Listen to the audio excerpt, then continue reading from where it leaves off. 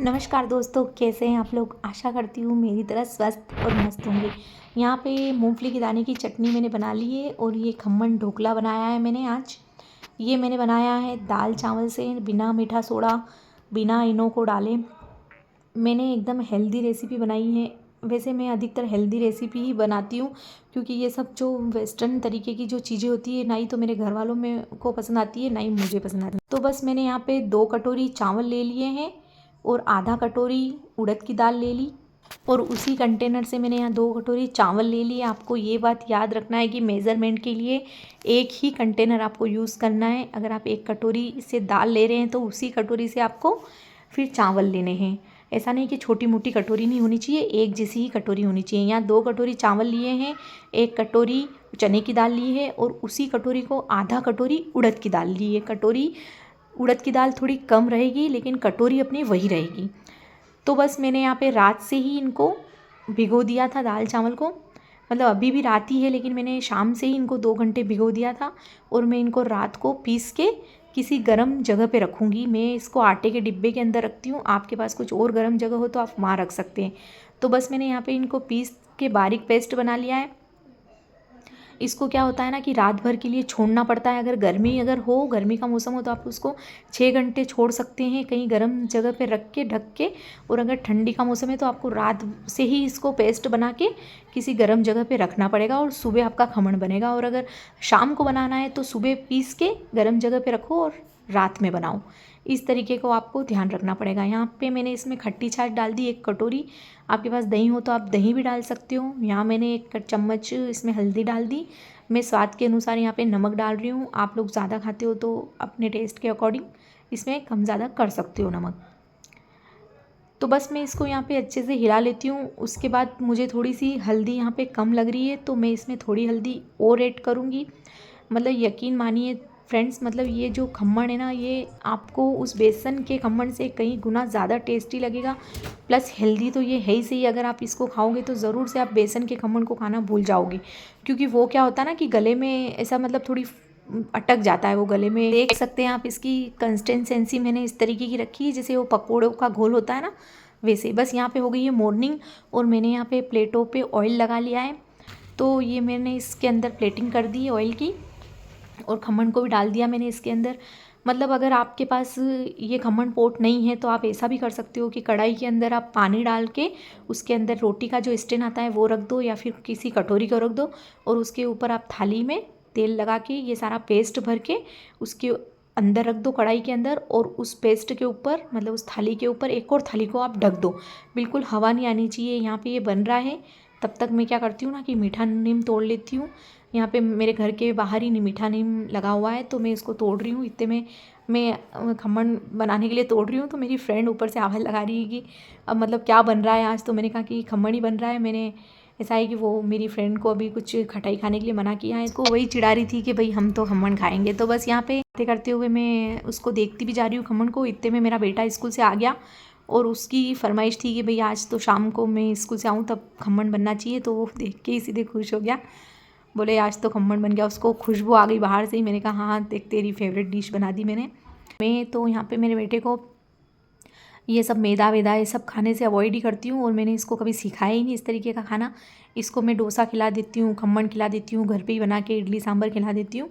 तो बस यही सब अच्छा लगता है इसको। और अपन जो चीज़ बच्चों को खिलाते हैं बच्चों को वही हमेशा से पसंद आती है। अपन मैदा और ये सब खिलाएंगे तो वो उनको ज़्यादा पसंद आने लग जाएगी। तो यहाँ पे ले लिए मूंगफली के दाने। खमण बन रहा है तब तक मैं मूंगफली के दाने की चटनी की तैयारी कर लेती हूँ। ये खमण इस चटनी के बिना अधूरा है, इसी के साथ ये सही लगता है खाने में। मैं आपको बताना भूल गई कि मैं मूंगफली के दाने कितने लूँगी। तो यहाँ पे मैंने फिर आप ढक्कन से ही बताया कि मैं इतने मूंगफली के दाने लूँगी। देखो अब मैं ये नहीं बता सकती हूँ कि मैं कितने लूँगी कितने नहीं लूँगी। आप कम ले लो ज़्यादा ले लो, कुछ भी फ़र्क नहीं पड़ेगा उससे। ज़्यादा बन जाएगी तो भी कोई दिक्कत नहीं, कम बन जाएगी तो भी कोई दिक्कत नहीं। यहाँ पे मैंने इतने मूंगफली के दाने ले लिए, क्योंकि अगर कम पड़ जाएगी तो मैं दूसरे दिन फिर से बना लूँगी मूंगफली की चटनी। देखो यहाँ दूसरे दिन फिर से बना लूँगी कहा तो मुझे एक बात और याद आ गई कि जैसे कि मैं आपको बता रही हूँ कि ये जो पेस्ट मैंने बनाया है इसको आप 8 दिन तक फ्रिज में स्टोर करके रख सकते हो। ऐसा नहीं कि मतलब ये अभी के अभी ख़राब हो जाएगा, आज ही आपको खाना है। आपको 8 दिन तक इसको फ्रिज में रख दो। जब भी फिर से क्रेविंग होए आपको खाने की तो आप ज़रूर से इसको वापस से प्लेट्स में ऑयल लगा के फिर से आप इसको इस तरीके से उबाल के बना सकते हो, क्योंकि ये कोई ख़राब नहीं होएगा। 8 से 10 दिनों तक आपका पेस्ट बिल्कुल भी ख़राब नहीं होने वाला है। चटनी ज़रूर से आपको नई नई बनानी है, रोज़ बनानी है, लेकिन पेस्ट तो आप 8 दिन तक स्टोर कर सकते हो। यहाँ पे मैंने मूंगफली के दाने के अंदर ले लिए हैं लहसुन, और यहाँ पे मीठा नीम डाल दिया इसके अंदर। लाल मिर्च, सॉरी लाल नहीं, हरी मिर्च डाली है। तो हरी मेरे पास लाल हो गई थी बड़ी बड़ी, तो मैंने लाल डाली, लेकिन हरी भी डाल सकते हो आप। यहाँ पे डाल दिया 1 चम्मच जीरा, थोड़ी सी लाल मिर्च पीसी हुई, और नमक भी डाल दिया मैंने इसके अंदर। टेस्ट के अकॉर्डिंग आप कम ज़्यादा अपने हिसाब से कर सकते हो।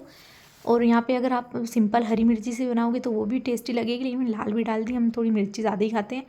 तो बस मैं आपको और पास से दिखा देती हूँ कि इस तरीके से मैंने यहाँ पे ये मिर्ची ले ली है, हरी, पीली, लाल, जो भी आप बोल दो इसको। और लहसुन ले ली, 2 कली लहसुन की ले ली। यहाँ पे थोड़ा सा पानी डाल देती हूँ ताकि पेस्ट थोड़ा पतला हो जाए और पीसने में अच्छे से पिसा जाए। तो बस यहाँ पे मैंने पेस्ट को पीस लिया है।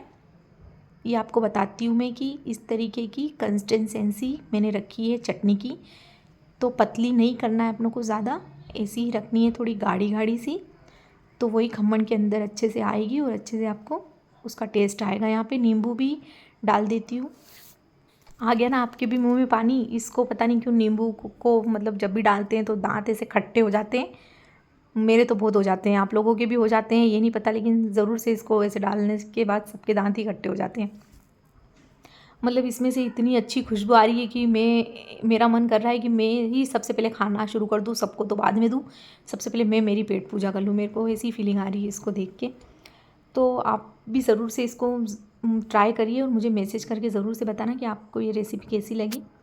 बार बार फ़ोन को भी देखना पड़ता है कि उसमें अपन सही से दिख भी रहे हैं कि नहीं दिख रहे हैं। यहाँ पे बस खमण अभी गैस पे रखा हुआ ही है। इतने मैंने चटनी भी बना ली और मैंने यहाँ पे निकाल ली फ्रिज में से मिर्ची, क्योंकि खमण तो मिर्ची के बिना अधूरा ही है।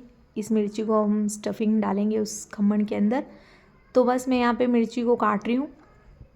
बहुत सारी ले ली है मैंने मिर्ची, क्योंकि हम लोग तो बहुत मिर्चियाँ खाते हैं। 2-4 क्या होती है ये मिर्चियाँ हम नहीं जानते भैया, 2-4 हम तो बहुत सारी डाल देते हैं। तो बस यहाँ पे जल्दी जल्दी सारी मिर्चियाँ काट लेती हूँ।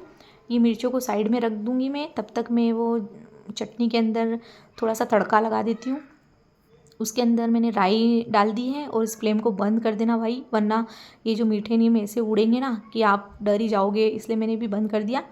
और इस तरीके से मैंने यहाँ पे इसको तड़का लगा दिया। राई और मीठे नीम का तड़का इस चटनी में लगता है, इसी से फ्लेवर आएगा। तो बस यहाँ पे फिर मैंने क्या किया ना कि अब वो मिर्ची जो काट के रखी थी उसको भी अब बनाना पड़ेगा।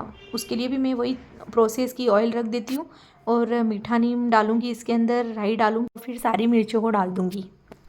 यहाँ पे सारी मिर्चियों के ऊपर थोड़ा सा नमक डाल दूँगी ताकि ये जल्दी से पक जाए। अब तो मुझसे बिल्कुल भी इंतज़ार नहीं हो रहा है, मैं फटाफट काम करूँगी। इसमें थोड़ा सा नींबू भी निचोड़ लिया मैंने। और बस अब तो भयंकर वाली भूख लग रही है। बस इधर देखूँगी, मैं टेस्ट करूँगी कि खमण बन गया कि नहीं बन गया। यहाँ पे एक कांटा या चाकू आप इसके अंदर डाल के देखिए, अगर उसके साथ पेस्ट चिपका हुआ नहीं मिलेगा तो इसका मतलब है कि खमण पूरी तरीके से बन गया है, ये कच्चा नहीं रहा है। अगर चिपकेगा तो इसका मतलब ये है कि ये मतलब अभी बना नहीं है ठीक से। तो देख सकते हैं यहाँ ये मेरा बिल्कुल भी नहीं चिपका, और कितना अच्छे से पूरी डलिया की डलिया निकल गई।